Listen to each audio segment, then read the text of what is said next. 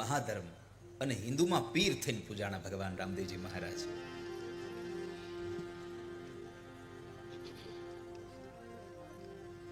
જેનો પાઠ પુરાય, જેનો જ્યોતનો ધણી છે મારો રામદેવજી મહારાજો. રામા કહું કે રામ દે, હીરા કહું કેલા, જેને જેને રામા પીર ભેટિયા, સોનર થઈ ગયા ન્યા.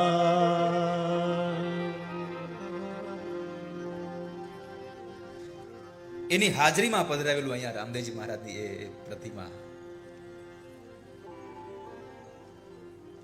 રૂકમણી અંતરથી ભગવાનને પુકાર્યા એટલે ભગવાન જે એના માટે નીકળી ગયા છે. એમ અહીંયા ભક્તરાજ વજા બાપાએ જે રામા ધણીને સમેર્યો છે, જે ભગવાન રામદેવજી મહારાજની 12 બીજના ધણીની ઉપાસના કરી છે, અને એ 12 બીજનો ધણી શું કરી શકે એનો એક પ્રત્યક્ષ તમને ઘટનાનો દાખલો કહું. મારા શ્રદ્ધાનો હોય વિષય તો પુરાવાની જરૂર નથી. માણસની શ્રદ્ધા કામ કરે છે.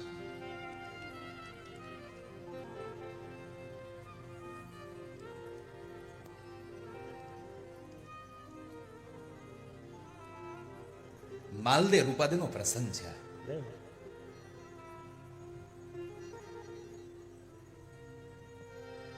જેમ ભાગવતની ગોપીઓ પતિ અને સાસુ સસરા ના પાડે અને દરવાજા બંધ કરીને અંદર ઘરમાં પૂરી દે, શરીર અહીંયા પડ્યું રહે, આત્મા તો ભગવાન પાસે પહોંચી જતો હોય. સંત્યજ સર્વ વિષયાન તવ પાદ મૂલ, બધું છૂટી જાય. અરે ધન સંપદા છૂટેની વાત નથી, જ્ઞાતિ જાતિના ભેદ છૂટી જાય, ગરીબ તવંગરના ભેદ છૂટી જાય, મારું ને તારાનો ભેદ છૂટી જાય. એ 12 બીજના ધણીના પાઠનો અધિકારી બને મારા વાલા. એની જોત જ રહેતી હોય.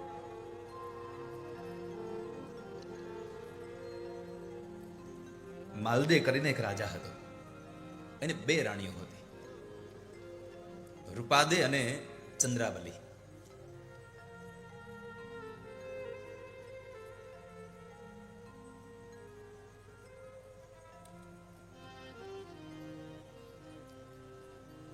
બે રાણીઓ હતી. મેઘ,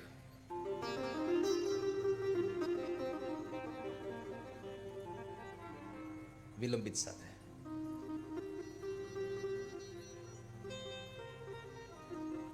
બે રાણીઓ હતી એમની.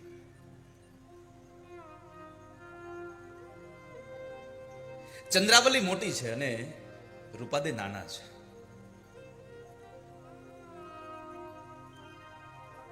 ચંદ્રાવલી હતી રાજઘરાણાની એક દીકરી હતી, એ કુંવરી હતી, એટલે કામકાજમાં થોડીક નિપુણ હતી. એટલે રૂપાદે એના બેના મહેલ અલગ અલગ હતા રહેવા માટેના. એટલે રૂપાદે એના મહેલની અંદર શું કરે છે એની પર ચાંપતી નજર રાખે. એક વખતના સમયે સવારની અંદર રૂપાદે પોતાના મહેલના ઝરૂખામાં બેઠા છે, અને એ ઝરૂખામાં જ્યારે બેઠા હતા ત્યારે એક રસ્તો હતો ને એમાં નજર ગઈ એની. જે દાસી હોય એને એ સમયમાં બાનડી કહેવામાં આવતી. રાણી સાહેબાની બાનડી હતી એ, અને એ બાનડી પાણી ભરવા ગયેલી, પાણીના માટલા માથે લઈ અને આવે છે. ઘટના એ ઘટી કે જે માર્ગ ઉપરથી ઓલી બાનડી પાણીના માટલાઓ પોતાના માથા પર મૂકીને ચાલી આવે છે, એ સમય 2 આખલાઓ રસ્તામાં બાંધી રહ્યા છે. સવારનો પહોર છે એટલે આખલાઓ બી બાંધતા હતા. એટલે એ આખલાથી બચવા માટે ઓલી બાનડી એક મકાનનો ઓટો હતો, એ ઓટો પર ચડી જાય છે બચવા માટે. પણ થયું એવું કે ઓલા મલ કુસ્તીનું જેમ યુદ્ધ થતું હોય એમ પેલા 2 આખલા બાંધતા બાંધતા પેલી બાનડી પાસે જે જગ્યાએ ઊભી હતી ત્યાં ગયા છે. અને એ જગ્યાએ જે આખલાઓ ગયા, જે બાનડી ઓલી ઓટા ઉપર ઊભી છે, માથા પર બેડું ભર્યું છે, હેલ ભરી છે, અને આ બાજુ રૂપાદેની આંખો ફાટી જાય છે. આ શું? પોતાની નજરે જોવે છે આ ઘટના. અને ઘટના અસાધારણ નહોતી વાલા, સાધારણ ઘટનાઓ નહોતી, એવી દિવ્ય ઘટના ઘટી ગઈ કે પેલી બાનડી જે ઓટા ઉપર ઊભી છે, બે આંખલાઓ બાટતા બાટતા એની પાસે ગયા છે, માથા ઉપરના બેડાઓ પડી જવાની સ્થિતિમાં હતા, અને એ સમયે બાનડીના માથા ઉપરથી એક વેત માટલા અધર જઈને નિરાધાર ઊભા છે એમનું. એટલે રૂપાદને થયું આ શું? એના માથાથી અળગા થઈ અને માટલા એમને ઉભા રહી છે, આ શું? આવો ચમત્કાર જોયો નથી ક્યારે.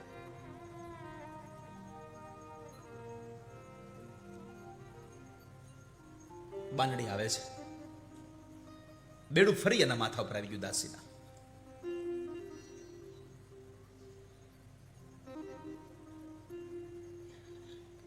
રૂપાદીને થયું મારે હવે આ ચમત્કાર વિશે મારે પૂછવું છે, આ ઘટના વિશે આ દાસીને. જ્યારે બાનડી રૂપાદે પાસે આવે છે ત્યારે એમણે કહ્યું,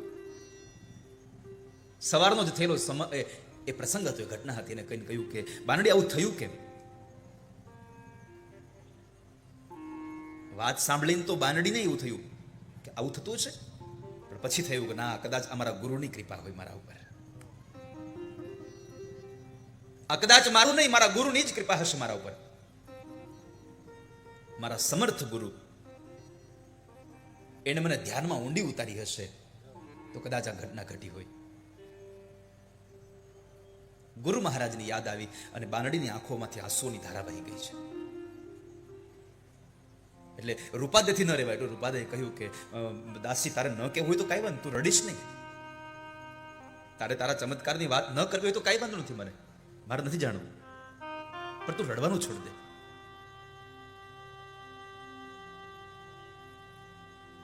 ત્યારે દાસી એમ કહે છે કે બા સાહેબા,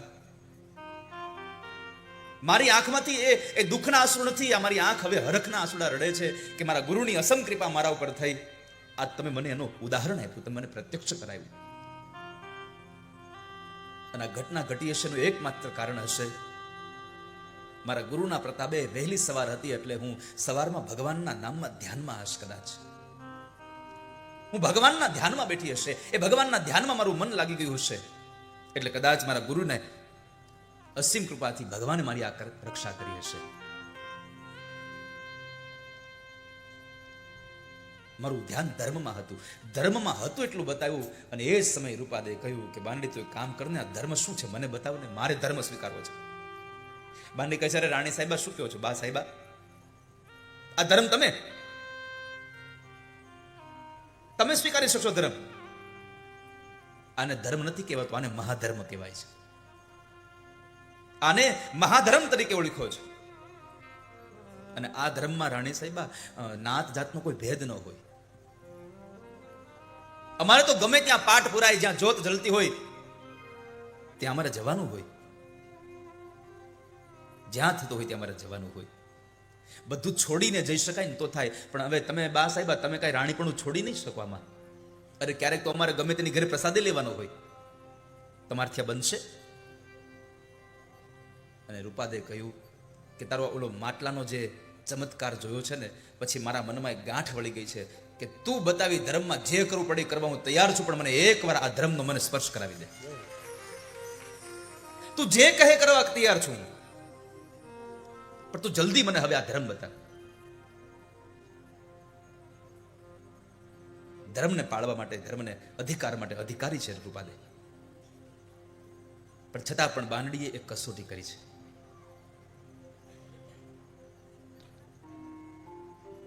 કે જરાક જોઈ તો લઉં કે બા સાહેબા શું કરી શકે છે. તો કહે છે, બા સાહેબા, તમે ધર્મ સ્વીકારવામાં ના નથી, પણ તમને ખબર છે આપણા શહેરના આ મહાધર્મ જેને સનાતન ધર્મ કહેવાયો છે, એ સનાતન ધર્મના આપણા શહેરના આગેવાન મેઘધારુ છે. એ મેઘધારુ છે અને જાતે વળી પાછા મેઘવાળ છે, એટલે કે હરિજન હશે.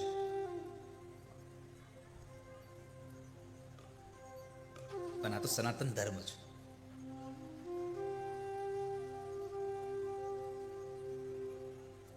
તો એના ઘરે પણ ક્યારેક પાઠ પુરાતો તો ત્યાં જવું પડે, અને એના ઘરે પાઠમાં ભગવાનને પીરસેલો પ્રસાદ આપણે જમવો પડે. એમાં કોઈ પણ સંજોગે બધું જ છોડી અને ત્યાં હાજરી આપવી પડે. એટલે ફરી કહું છું બા સાહેબા, તમે બરાબર વિચાર કરી નક્કી કરજો હો. પછી તમારા મનમાં હું રાણી છું અને હું એના ઘરનો પ્રસાદ ન લઉં, હું એના ઘરે ન જાઉં, તો એ ન ચાલે. આ તો મહાધર્મ છે.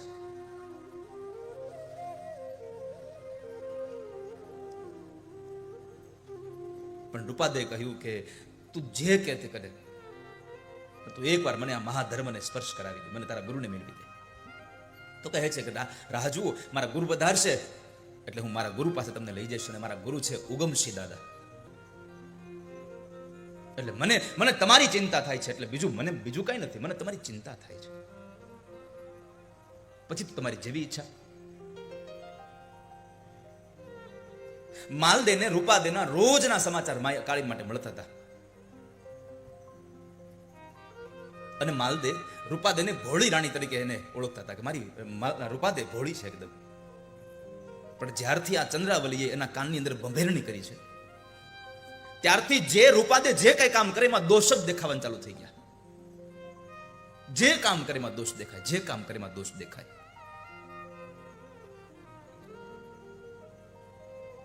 અને એમાં એક વખતના સમયે માલદે હવે રૂપાદેનો જે મહેલ છે એને કડક ચોકો લગાડી દીધો. સખત એવી ચોકી પેરી કરાવી દીધી. બંદીખાનામાં જેને પૂર્યા હોય માણસને એવી હાલત રૂપાદેની થઈ જાય છે. અને ખબર પડી કે આ કાર બધું ચંદ્રાવલીનું છે. મારા પતિને મહારાજને મારી શંકામાં નાખીને મારાથી સૌ નારાજ કરી દીધો છે. રાણી રૂપાદે મહેલની બહાર નથી નીકળી શકતા. પણ તમે જુઓ, મારી મૂળ વાત એક એવી છે કે જેને ભગવાનમાં અપાર ભરોસો છે એના માટે ભગવાન શું કરી શકે છે. નકર વિદર્ભની એ કન્યા રૂકમણી ઘરમાં બેઠી બેઠી આમ જાન આવી ગઈ છે, ઉતારે જાન છે. અને એવા સમયે ભગવાનને પત્ર લખે, અને પત્ર લખા સાંભળ્યા પછી ભગવાન એ યથામામ પ્રપદ્યન્તેસ્તામ તથૈવ ભજામ્યહમ, ભગવાન નીકળી જાય. અહીંયા પણ એ જ ઘટના છે. એટલે માટે મારે આજે જે વજા બાપાએ ભગવાન રામદેવજી મહારાજની ઉપાસના કરી છે, આ એની કથા છે. આપણને થાય કે આ બધું હાલે છે કેમ? આ મારો રામો પીર હકાવે છે બધું. મારા વાલા, મારો રામાદિવ હાલ છે. એકદમ બંદીખાનામાં પડી હોય એવી હાલત રૂપાદેની થઈ જાય છે. પણ રૂપાદે આખો દિવસ અને રાત ધર્મના એ વિચારોમાં જ, ધ્યાનમાં જ, ધર્મના ધ્યાનમાં, વિચારમાં એ સમયને પસાર કરે. એમાં બરાબર એક સમય આવી પહોંચ્યો કે અષાઢી બીજના દિવસે મેઘધારુના ઘરે 12 બીજના ધડીનો પાઠ પૂરવાનો, જમેલો કરવાનો હતો. અને એ સમયે ગુરુદેવ ઉગમસિંહ દાદા પણ આવવાના હતા. અને બધાને વાયક મોકલાય છે, બધાને વાયક દેવાય છે. હવે રૂપાદેના અંદર કોઈ ચકલું ન ફરકી શકે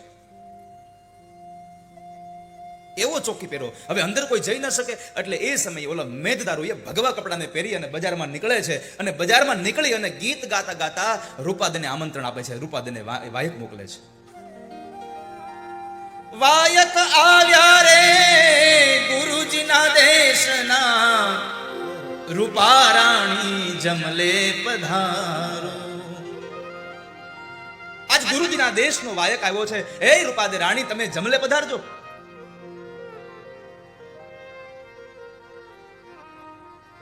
તમને પાઠમાં એ પૂજાની અંદર તમને આવવા માટે હું આમંત્રણ દેવા આવી ગયો છું. બધા મંડળો આવી ગયા છે, ઉગમસિંહ દાદા આવી ગયા છે. આ બાજુ રાણી રૂપાદે મેઘ ધારુનો જ્યારે શબ્દ સાંભળ્યો કે ગુરુદેવ ઉગમસિંહ દાદા આવ્યા છે, બધી સંત ભજનની મંડળી આવી ગઈ છે, ભક્તરાજો આવી ગયા છે. અને હવે કરું શું? મારે તો કડક ચોકી પહેરો છે. હું આ ચોકી પહેરમાંથી નીકળું કઈ રીતે? મારે જાવું કેમ અહીંયાથી? ધીમે ધીમે સમય પસાર થવા લાગ્યો. સાંજ પડી, સાંજનો સમય પસાર થઈને રાત્રિનો સમય ચાલુ થઈ ગયો હોય તો. અને આ બાજુ રૂપાદેની મૂંઝવણ વધતી જાય છે. શરીર અહીંયા મહેલમાં છે અને આત્મા મેઘધારુના ઘરે પહોંચી ગયો છે. ગુરુદેવ ઉગમસિંહ દાદાના ચરણોમાં પહોંચી ગયો છે, ભક્તોની મંડળીમાં પહોંચી ગયો છે કે ત્યાં શું લોકો ભજન કરતા હશે.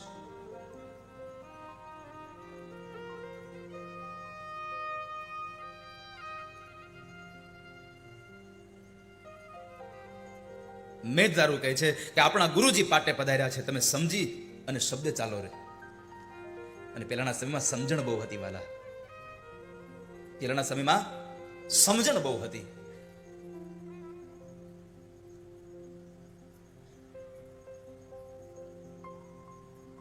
રા રાખીને વાત કરજો, બસ આટલા શબ્દોમાં બધું આવી ગયું.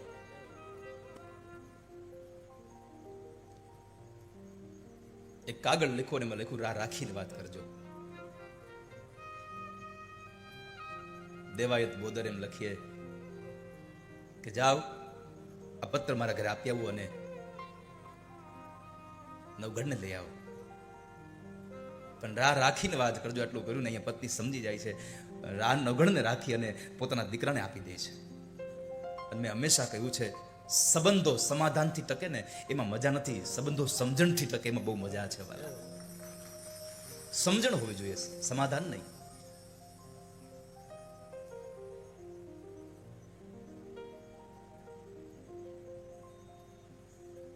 આ બાજુ મેઘધરુએ કહ્યું કે તમે પધારજો. ને આ બાજુ રૂપાદેના મોઢામાંથી અવાજ નીકળ્યો, હું કે મારું ગુરુ મારા દેવંચી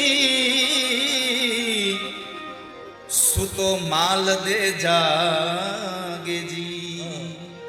મારો માલદેજી જાગે છે, હું કેમ આવું? અને મને તો બંદીખાનામાં નાખી દઈશ, કેમ આવીશ? આ બાજુ મેઘધારુના ઘરે અલખનો પાઠ પુરાઈ ગયો છે.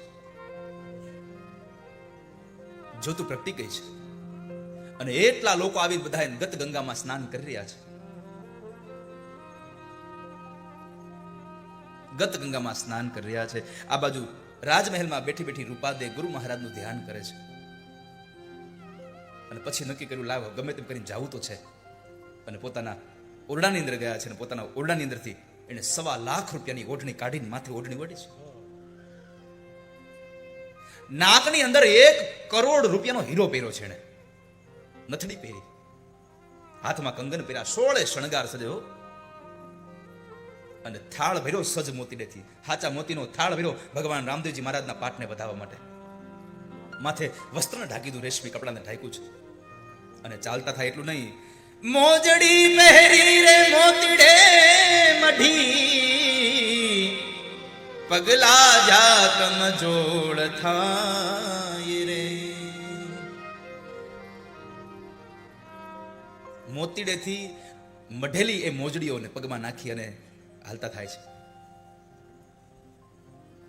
પટારામાંથી 1.25 લાખની ઓઢણી કાઢીને કપાળમાં ટીલડી લગાવી, હાચા મોતીનો થાળ ભર્યો, પગમાં મોજડી પહેરી અને ચાલતા થાય છે. અને આખી દુનિયાની જેને નિંદ્રા ભેગી કરી અને શહેરના લોકોને ઓઢાડી દીધી હોય. પણ જ્યારે આમ ચાલતા થયા ને તો એક ચમત્કાર થયો છે. ચમત્કાર એ થયો કે રાણી રૂપાદે ચાલતા થયા અને એ સમયે રાણી રૂપાદેના પથારાની અંદર એનો પલંગ છે, એ પલંગની અંદર 5 ફૂટનો વાસુકી નાગ આવીને આમ સૂતો છે, જાણે રૂપાદે સૂતી હોય. આંખમાંથી દડ દડ અશ્રુની ધારા થઈ ગઈ કે મારો ઠાકોરજી મારી વારે આવ્યો છે, મારો હરિ મારી વારે આવ્યો છે. પ્રણામ કર્યા છે અને પોતાને ઓઢવાની જે ચાદર હતી એ વાસુકી નાગને ઓઢાડી દે છે. વાસુકી નાગને ઓઢાડી દે છે. અને રૂપાદેના મનમાં એક જ વિચાર આવ્યો કે વાસુકી નાગ મારા પલંગની રક્ષા નહીં, મારી રક્ષા કરવા માટે આવ્યો છે. કારણ કે હું અહીંયાથી જાઉં અને કદાચ મારી પાછળથી કોઈ કાવતરું કરી અને ન કરવાનું કાવતરું કરીને માલદેના મનની અંદર શંકા નાખે તો માલદે મને મારી નાખે, મને કાપી નાખે. પણ મારા જીવને ક્યારેય કોઈ કલંક ન લાગે એટલે મારો ભગવાન, મારો ઠાકોરજી મારી વારે આવ્યો છે. વાસુકી નાગને પગે લાગી અને રૂપાદે નીકળે છે. મહેલના દરવાજે આવીને જુએ છે તો દરવાજાને તોતિંગ તાળા માર્યા છે, મોટા મોટા તોતિંગ તાળાઓ માર્યા છે. જેસલમેરના તાળાઓ તે સમય બહુ વખણાતા. જેસલમેરના તાળા માર્યા મોટા મોટા. અને દરવાજો બંધ કરેલો છે, તાળું મારેલું છે. અને અહીંયા દરવાજાની આડોલો પ્રોળિયો હોતો છે, એટલે કે રક્ષણ કરનારો સેવકને વચમાં હોતો છે. એને એ સમયમાં પ્રોળિયા કહેતા. એ પ્રોળિયો સૂતો છે. પ્રોળિયાને કીધું, એ મારા વીરા, તું સૂતો છો, થોડીક વાર